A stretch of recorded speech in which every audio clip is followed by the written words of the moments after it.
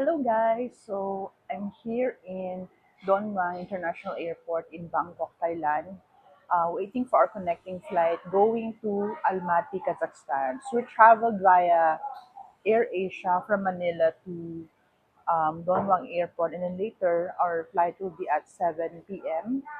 That will be a 6-hour flight to Almaty, Kazakhstan. Okay, so since we have sufficient time, we will be eating first.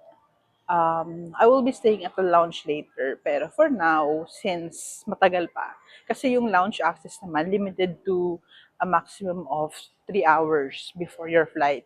So, may oras pa rin ako. So, I'll just walk around and then check kung ano ba yung makikita dito sa Don Muang International Airport. Ayan. So, we have all the time in the world to wait.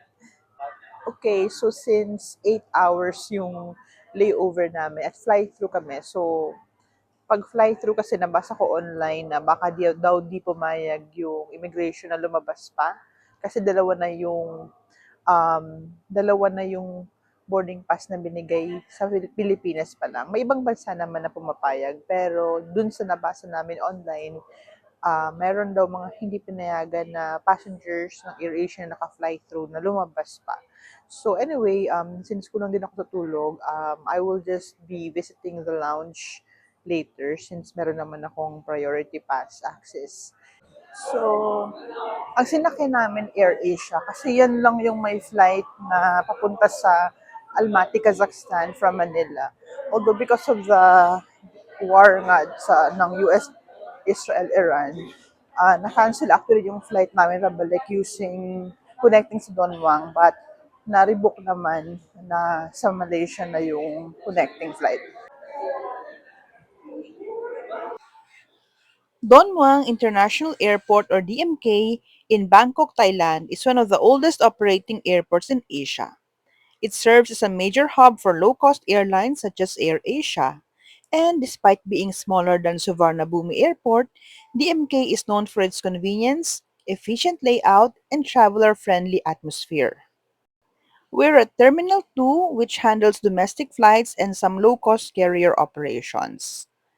The terminal features spacious seating areas, bright lighting, clean walkways, and plenty of charging stations for travelers waiting for their flights.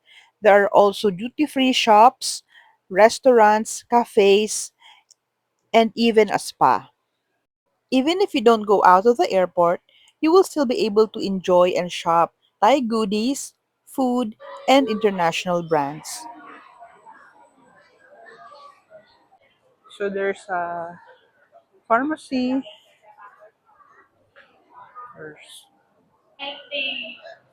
Okay, so since mahaba-haba nga yung aming layover, kakain muna kami. Marami namang options dito, pati dun sa labas.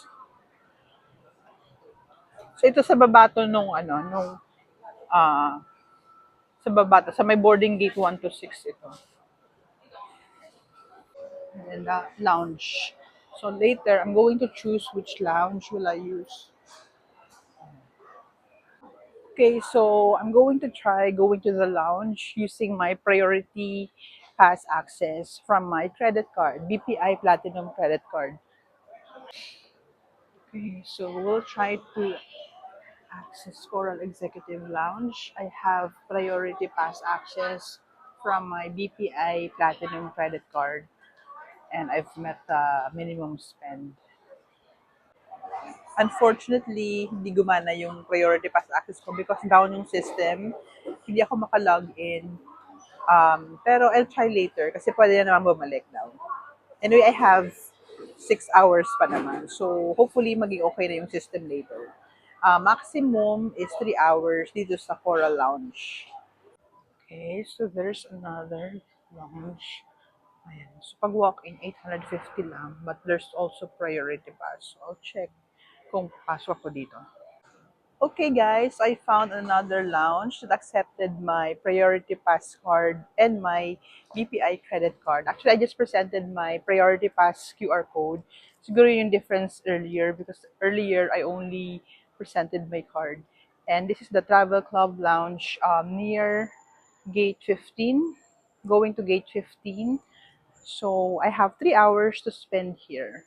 So this is travel club.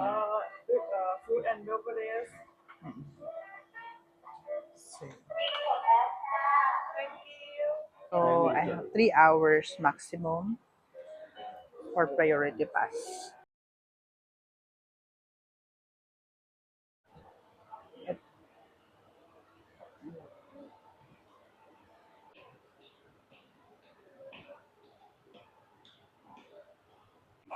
Okay guys, so far I'm happy here sa Travel Club Lounge. Although sira daw yung restroom nila, but there's a shower area as well. Because look, it's empty and then okay naman yung food. So let's check it out. Okay, so let's check the food. There's a soup, croutons, chicken clear soup, and then over here they have deep fried spring rolls, vegetables, Thai green curry with chicken, stir fried chicken with basil. There's marinara sauce and penne, pad see ew, stir fried noodles, jasmine rice, and then live station. I think you can order here. You can get chicken khao soy or fish bowl noodles, and then they will make it for you. And then the view, look, you have a great view.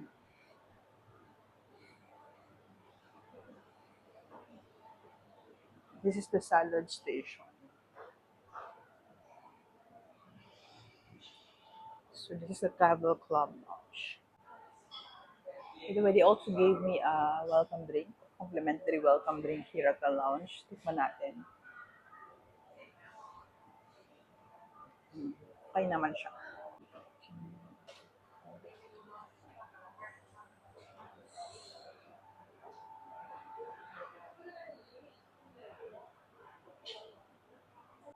And there are more food here. There's coffee.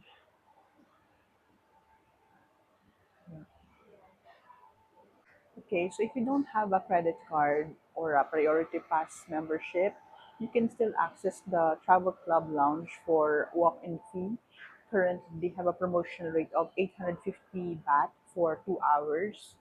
The regular rate is 1,500 baht.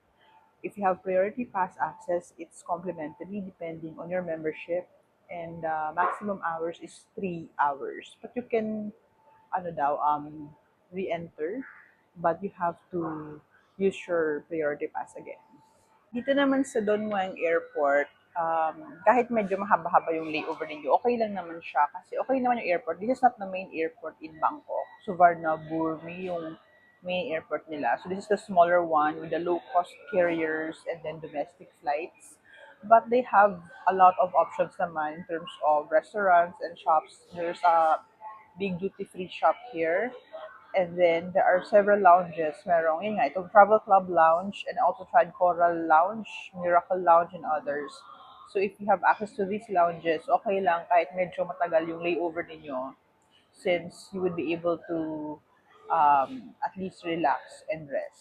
Okay, so since I'm done eating, lumipat lang ako ng pwesto to charge my gadgets kasi bawal mag-charge using your power bank sa loob ng eroplano. Siyempre, kailangan natin sumunod for our safety. If you want to work without distraction, there's this cubicles. Ayan. So, pwede nyo siyang gamitin. And then over here naman, there are more chairs. This is a working space. Before I leave, since the 3 hours is almost up, mag-snack muna ako. So, ito yung napili kong snack, yung cake and fruit lang naman. I was also able to charge my gadgets, my iPad, my iPhones, while waiting here at the lounge. So, first snack, I'm just going to choose some cake or fruit. So, snack time, and then of course, we have coffee. Earlier, I was informed that the restrooms were unavailable, but eventually they let me in. The restrooms are clean and there's also a shower room. Okay, so since 8 hours ang ang layover namin. So, syempre, kailangan mag-freshen up. So, thankfully, okay naman yung CR dito, yung toilet dito sa lounge. I was able to brush my teeth and freshen up. Pwede rin kayong mag-shower. May shower area naman. Okay, so they have a shower area.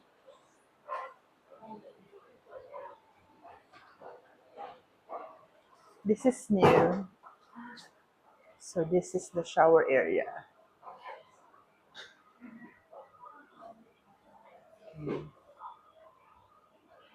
Okay guys, it's time to leave Travel Club Lounge here in Don Muang Airport. And final review, very accommodating ang mga staff.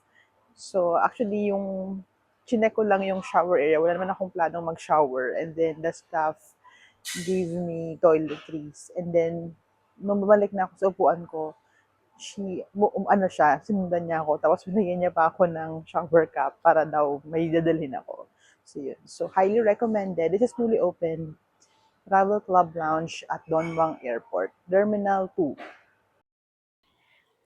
Although the amazing staff of Travel Club Lounge asked me to stay longer, I decided to leave and find my colleagues to prepare for boarding. If you don't want to go to the lounge, no worries because there are many areas here at DMK where you can also sit down, relax, and charge your gadgets, like this place. Most of my colleagues stayed here and worked while waiting for our flight. Thank you for watching my DMK airport vlog, including access to Travel Club Lounge. I hope you enjoyed it. Please don't forget to subscribe to my channel and to share this video.